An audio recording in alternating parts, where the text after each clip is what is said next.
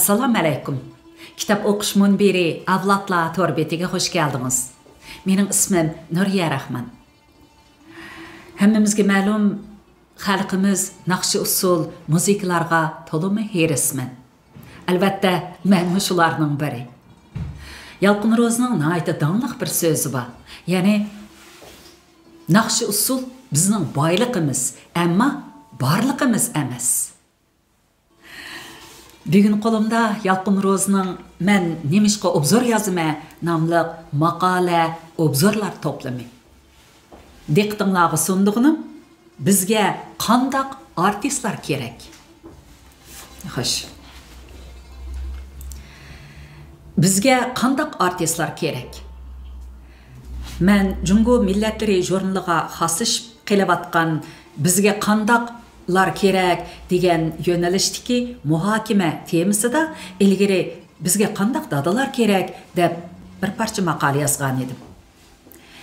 2006-yilning 5-ida o'z oldimga belgilagan muhokama temamning izchilligini nazar tutib, bu qitim bizga qandaq artistlar kerak degan temada o'ylaganlarimni yezib e'lon qildirishni niyat qildim.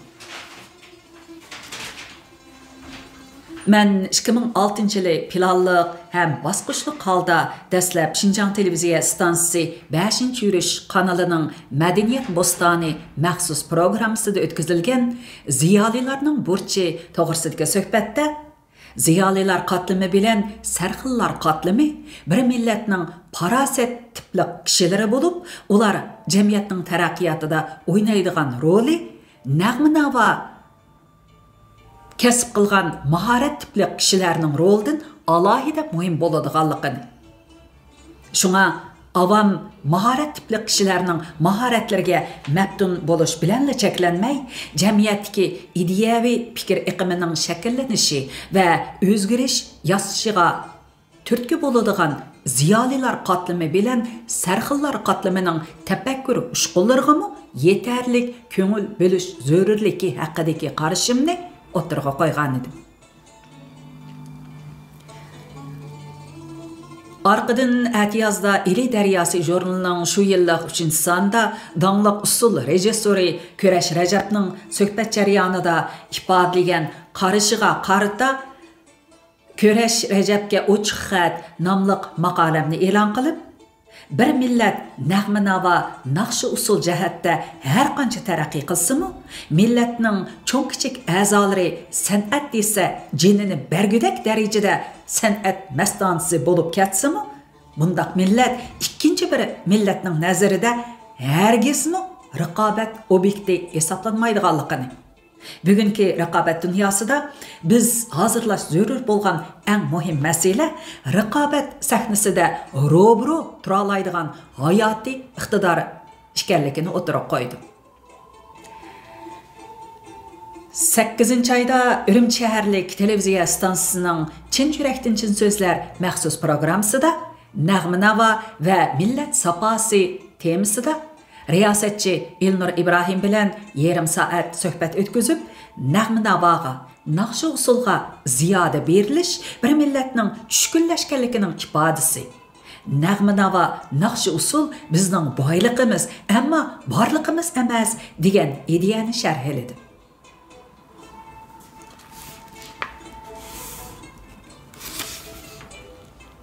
Kuzda Şinjan madaniyati jurnalining shu yillik 5-sonda biz qandaqlarcha naqshi usul millati atilib qoldik degan mavzuda yozilgan muhokim maqolamni e'lon qilib, milliy psixikamizdagi nag'ma-navo naqshi usulga savdoilarcha maftun bo'lib ketganlikdek amaliyotni dalil isbotlar bilan ko'rsatib berdim va havas qiziqishlarda zamonga munosib kelmaydigan darajada bir taraflimli ko'ringan millatning umri ko'ta, baxti qora bo'lishdek facialik taqdirdan saqlanolmaydiganligini ogohlantirdi.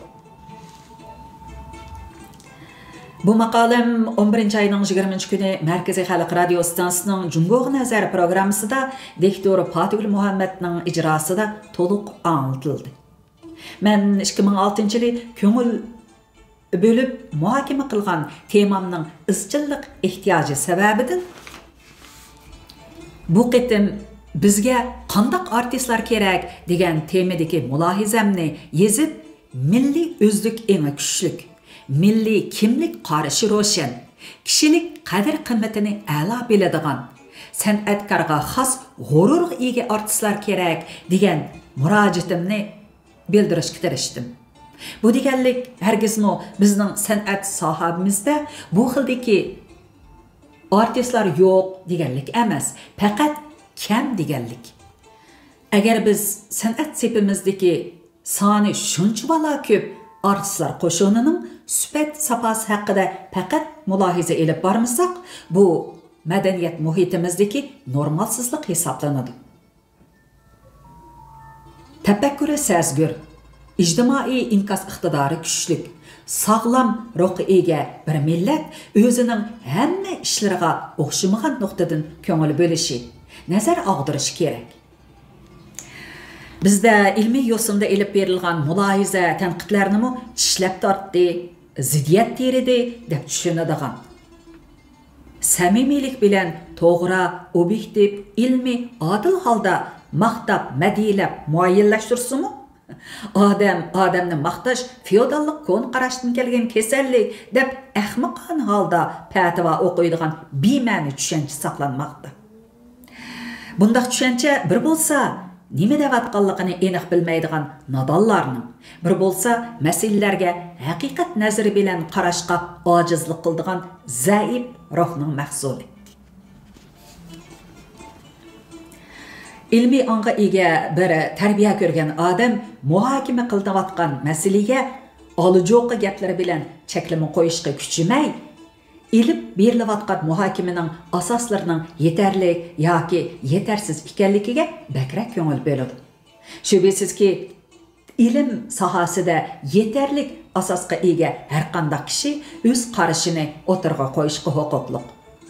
Milliy psixikamizdagi nag'ma-navo naqsh usulni ziyoda ulug'lash, uningga savdoilarcha erismanlik qilish, chakdan eshib ketganlik degan tonishni burmulab, bizga naqsh usul kerak emas deb maqol yozdi deb tushunib olish ham san'atning dushmani deb qalpoq kiydirish, masalaga tafakkur ko'zi bilan qaramay, kayfiyat moyilligi bilan muomala qilish bo'lib hisoblanadi.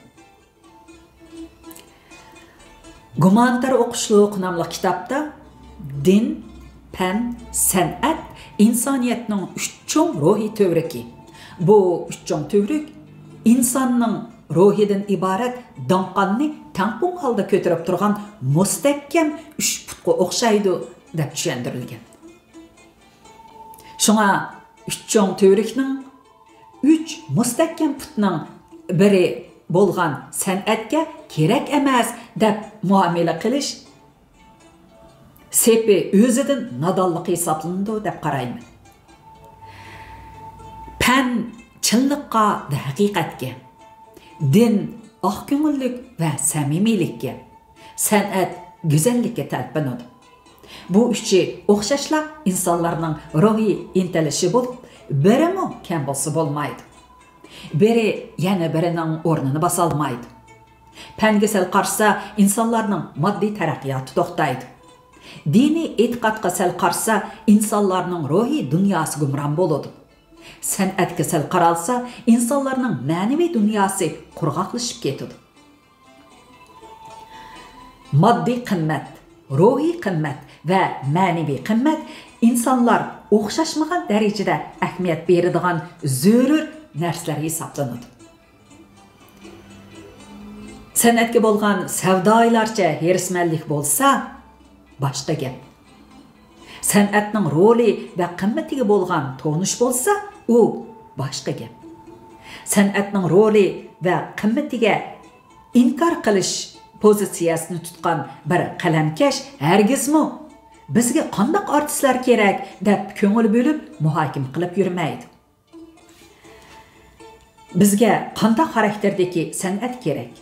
Bizga qanday sifat safodagi artistlar kerak degan masala biz mangu ko'ngil bo'lishga, mulohiza qilishga tegishli masalalarga kiradi. Undaqda bizga zodi qanday artistlar kerak? Birinchi, bizga milliy o'zlik eng kuchli artistlar kerak. Qaraydigan bo'lsak, jamiyat taraqqiyotining yukselishiga ergishib, hozir dunyoda har qaysi milliy madaniyatlar o'rtasidagi uchrashish va singishish tarixdagi har qanday vaqtdagidan kuchayib ketdi. Mushundaq sharoitda taraqqiy qilgan millatlar yoki soni ko'p millatlarning madaniyati qora bo'rondak yo'pirilib kelib, orqada qolgan yoki soni oz millatlar madaniyatining rangini tez sur'atda o'zgartirib yetyapti. Amaliyatchil ruhga ega har qanday bir odam jamiyat taraqqiyotining bu yuzlanishini e'tirof qilmay qolmaydi. Ammo biz bu xil yuzlanish oldida paspalda qarab turish pozitsiyasini ifodalasak, kam kutisiz bo'shanlik qilgan bo'lamiz. Biz imkoniyatning boricha milliy madaniyatimizning immunitet kuchini oshirib, milliy madaniyatimizning xosligini saqlab qolishga tirishishimiz kerak. Bundaq immunitet kuchi millatning barliq a'zolari o'zining milliy o'zlik engini oshirganda shakllanadi.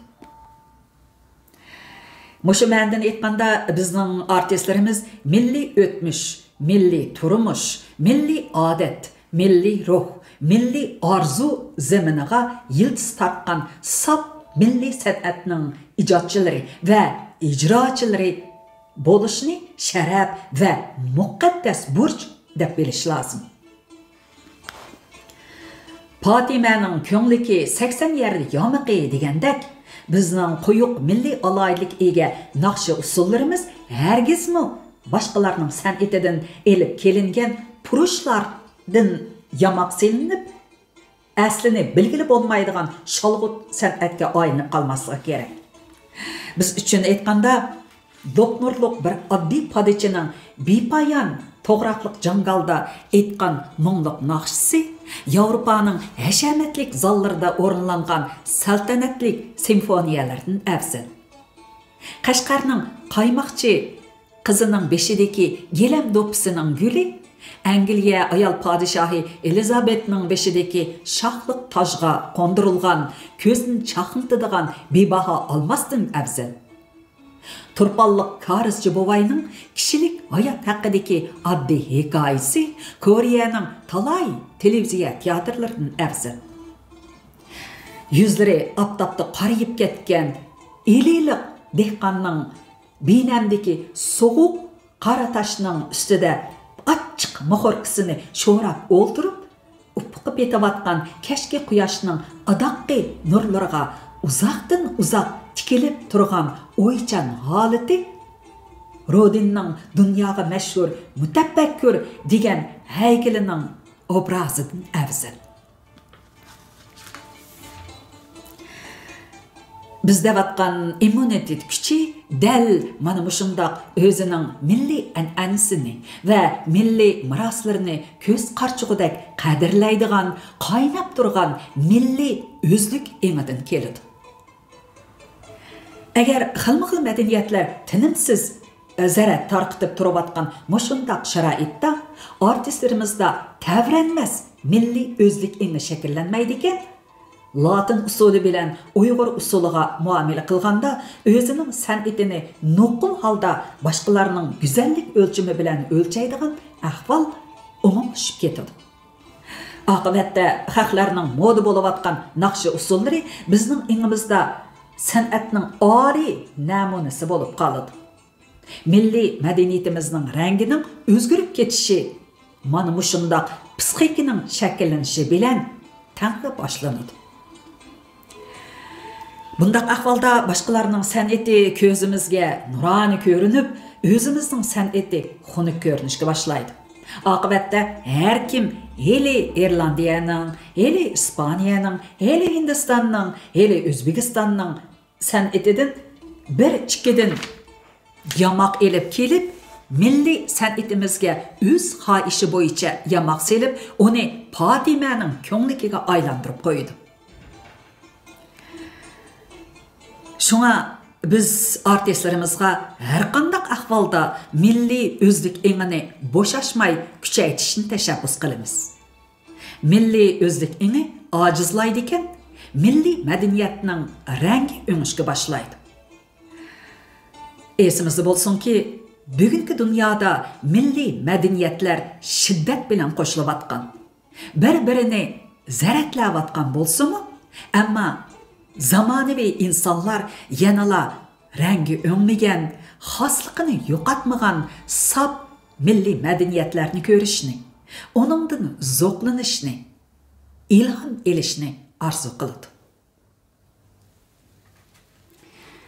Ikkinchi, bizga milliy kimlik qarashi ro'shan artistlar kerak. Milliy kimlik masalasi bugungi dunyoda eng ko'ngil bo'ladigan masalaga aylanmoqda. Bizning etnik manbayimiz qaysi? Irqiy alayligimiz nima? Ana yurtimiz qayer? Tilimiz, dinimiz, axloqimiz, go'zallik tuyg'umiz qandoq? degan uqumlar ustida astoydil o'ylanish va uni cho'nqur tushunish bizning milliy kimlik haqidagi tonishimizni ro'shanlashtirdi. Bu jihatdagi tonishi ro'shanlashgan bir odamda oliy milliy g'oya tabiiy holda shakllanadi. Bunda kishi kim uchun, nima uchun, qanday shaklda yashashi kerakligini nihoyatda aniq biladi. Shunga biz millatning har bir a'zosini o'rtaq bo'lgan oliy milliy g'oyaga ega qilish uchun tirishishimiz kerak. Chunki o'rtaq bo'lgan oliy milliy g'oyaga ega kishining milliy aqidasi intayin saf va kuchli bo'ladi. Afsusnarligi shuki, milliy kimlik haqidagi tonishi mujmal bo'lgan bir odamda bunda esil ruhiy sifatning bo'lishi asla mumkin emas. Men bizning artistlarimizning ko'pinchisining milliy kimligimiz haqidagi tonishining davr taqozo qilayotgan darajada atrofliq va ro'shan ekanligiga gumon bilan qarayman.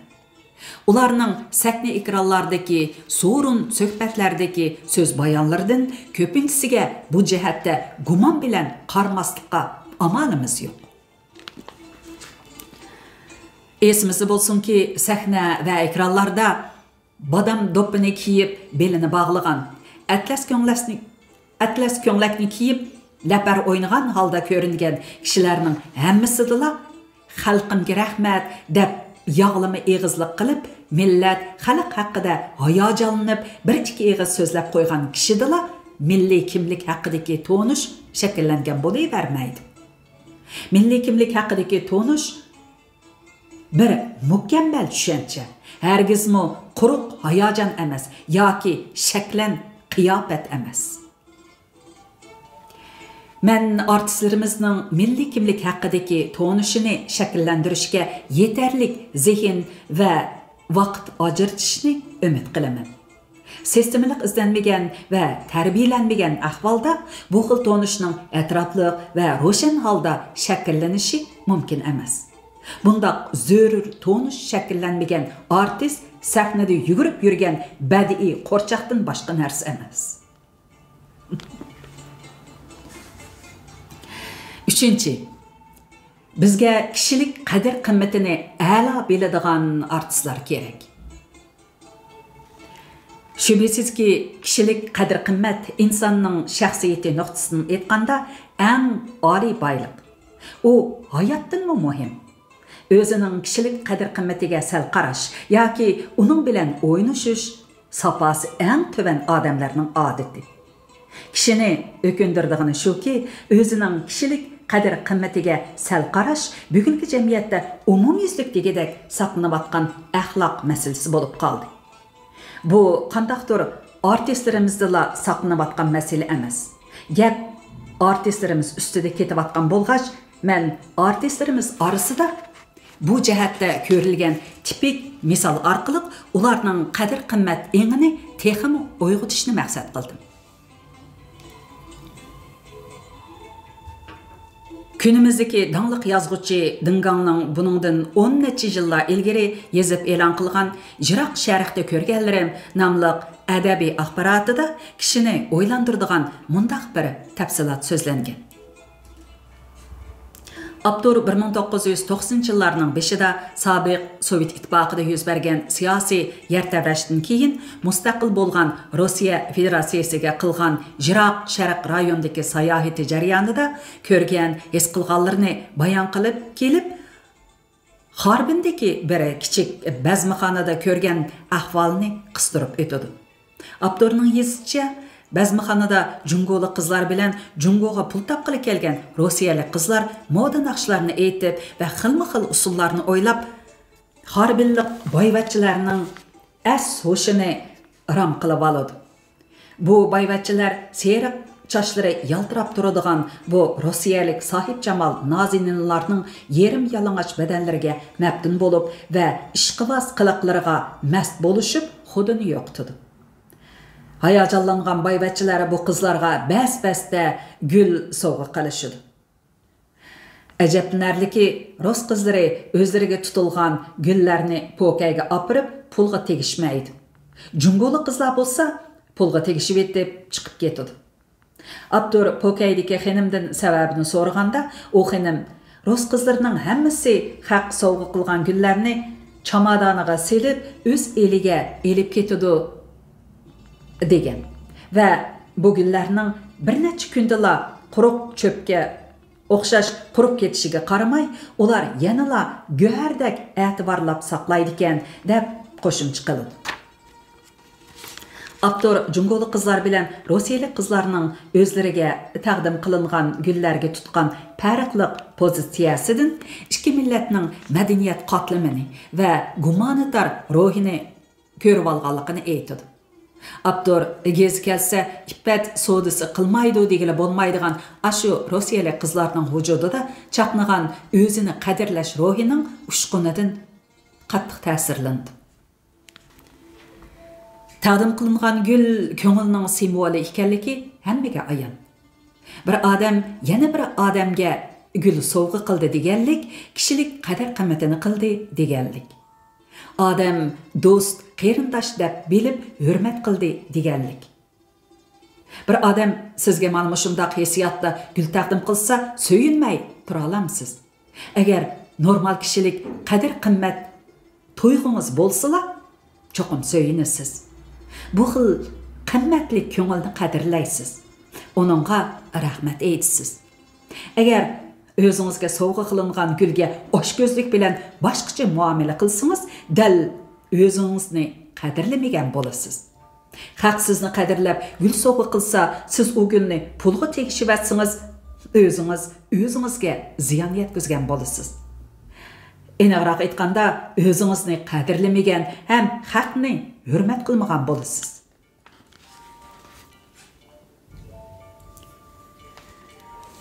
Endi biz sahnaga chiqsalar, aziz xalqim, qadrli qarindoshlarim deb gap boshlaydigan bir kazzab artistimizning gulga munosabatlik qilbishiga qarab boqaylik.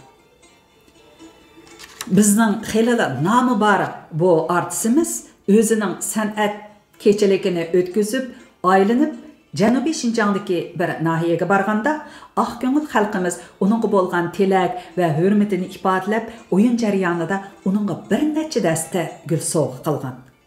O'zining kishilik qadr-qimmati bilan asla hisoblashmaydigan odatni yetildirib olgan bu manfaatparast artistimiz o'ylamagan yerdan pulni deb o'ziga sovg'a qilingan gullarni sahnaning orqasi bilan tövanga elib tushib, tomoshabinlarga setishga o'rinlashtirgan.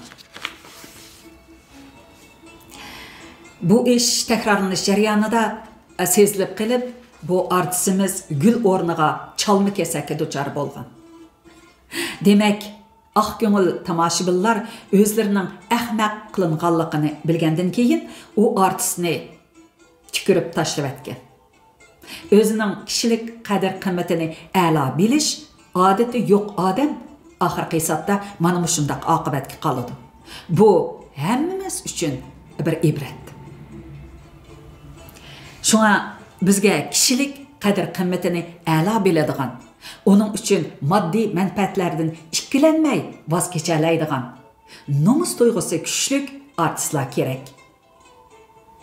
O'z navbatida shuni e'tirof qilish kerakki, o'zining kishilik qadr-qimmati uchun qilcha yo'l qo'ymay kurash qilib, badal to'lab, kishilarni suyundirgan artistlarimizmi yo'q emas. Ammo foyda manfaat, unvon mansab oldida o'zini xor qilib, nomi bulg'unib ketgan. Sahna ekranlarda oyalchi yasınıp qilmag'ini qolmayotgan dokyuz artistlarimizmi yo'q emas. Esimizde bo'lsinki, artistlarimizga alqış yangırtib turgan xalqimiz her zaman, her makanda ularning nurona obrazini ko'rishni chin dilidan arzu qiladi. Xalqning oldida nurona obrazi bilan paydo bo'la oladigan artistlar shubhasizki kishilik qadr-qimmatiga qattiq ahamiyat beradigan vijdonli artistlar orasidan chiqadi. 4. Bizga san'atkorga xos g'ururga ega artistlar kerak. Meningcha hozir xeyli nurg'un artistlarimizda san'atkorga xos g'urur texi yetarlik emas. San'atkorda kuchlik kasbiy g'urur bo'lmasa, u xilma-xil muddadagi kishilarning qo'lidagi qo'rchoqqa aylanib qoladi. Sorunlarda sorun beziki süptede o'ltirib qelavatgan ba'zi artistlarni ko'rgan chig'imda ichimdan o'kinib ketaman.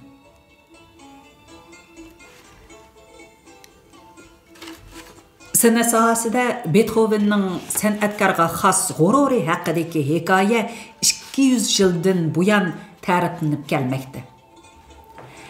Bir kuni Beethoven mashhur adib Gyote bilan yo'lda sayli qilg'ach paranglashib ketavatsa, oldi tarafdan Kenaz va uning shahzodalari kelib qopdi. Ular Beethoven bilan Gyotening mashhur nomini anglagan bo'lg'ach, ularni to'nib, hurmatlab yo'l beribdi.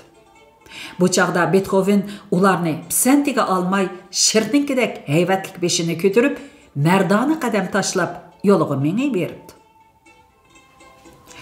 Beethovenning harakati qarmoqqa sal oshirib atganlik hisoblansa-mu, ammo Kenaz shahzodalarga uchrab qolganda qo'llarcha hurmat bildirib, qo'l qovushtirib turgan yoki hayajonlanganidan yugurib berib, qo'llarini mahkam siqib, qurt degan eziq tishlardan tortib, ko'rsatib, qalcharab kulib ko'rishadigan kishilarninkidan ming ortiq.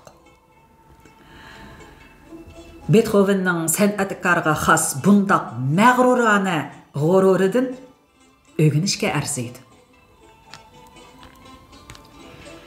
2006-yil atiyozda Amerika zo'ngtongi kichik Bosh Hindistonga ziyoratga kelganda, Hindiston zo'ngtongi Abdul Kalam bilan zo'nglisi Manmohan Singh uning sharafiga katta ziyofat hozirlab, ziyofatga Hindistonning davlat go'hri darajalik donliq kino cho'lpini, dunyo go'zali deb nom olgan Ashwarya Rayni Bosh zo'ngtonga hamroh bo'lib, ziyofatga qatnashib berishga taklif qilib, taklifnoma avatgan. San'atkorga xos g'ururga ega bu go'zal artist hech ikkilanmasdan vaqtim yo'q deb taklifnomani qaytarib atgan. Hindistonning axborot vositalari odamning mastiga kelgudek bu mag'rur pozitsiyani bas-basda tashviq qilishgan. Men o'ylab qoldim. Agar ash sorunga bizning bir qism donliq artistlarimiz taklif qilingan bo'lsa, ahvol qanday bo'lishi mumkin? Ular taklifni qo'liga elibla Qashqarning chiman do'ppisidan birni sovg'at uchun somkasiga qatlab selib, oldi kaydiga qaramay darhol yo'lga chiqarmi yoki Boshning siyosiy e'tiqodining bizga nisbatan do'stlik yoki dushmanlik xarakteri bor yo'qligini hisobga elib, o'ylanib, ondan berish bormaslikni belgilar. 2006-yil 12 dekabr Ürümçi. Mana bu asar yozilganға 15 yil bo'pti. Maqramsa bugun mushunchalik o'qiylik, kelar qitimliq kitob o'qish programmamizni ko'rishaylik. Bir ta'kidlab qo'ydiganim, buningdan keyin haftada imkoniyatimning boricha haftada bir qitim Bo'lmasa oyda 3 qitim kitob o'qib berishga tirishaman, chunki sal aldirash bo'lib yetishmay qolyapman. To'g'ri tushunishinglarni umid qilaman. Albatta, men kitob o'qimagan vaqtlarda munberimizdagi esl asarlar qayta anglasanglar, hargiz ortiq ketmaydi. Ma'qul amsa, kelar qitim ko'rishaylik. Xayr xo'sh.